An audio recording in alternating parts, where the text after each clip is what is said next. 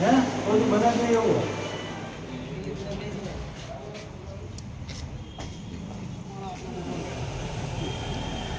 દરમિયાન એક શંકાસ્પદ મોટરસાઇકલ જે વિરમ ઉર્ફે જોરુ મેવાડા ટાટમનો રહેવાસી છે અને બીજો પ્રવીણ દયાલભાઈ તલસાણિયા જે બોટાદ ધાકણિયા રોડ ઉપર રહે છે, એની સાથે બંને મોટરસાઇકલ સાથે મળેલા.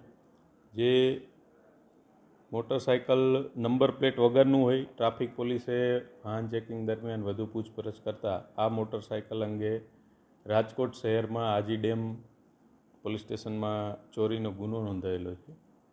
તેમજ આ બંને આરોપીઓ સાથે વધુ એક વ્યક્તિ પ્રવીણ ઉર્ફે પવો સાકરિયા જે અળવનો રહેવાસી છે, એ પણ સંકળાયેલ હોવાનું તપાસ દરમિયાન જણાયેલ છે.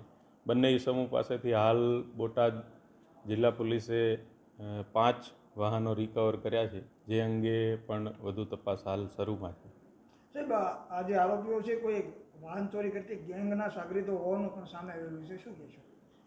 હોઈ શકે. હાલ 2 આરોપીની ધરપકડ કરેલી છે, જે ગુનો રાજકોટ આજી ડેમમાં નોંધાયેલો છે એના કામે.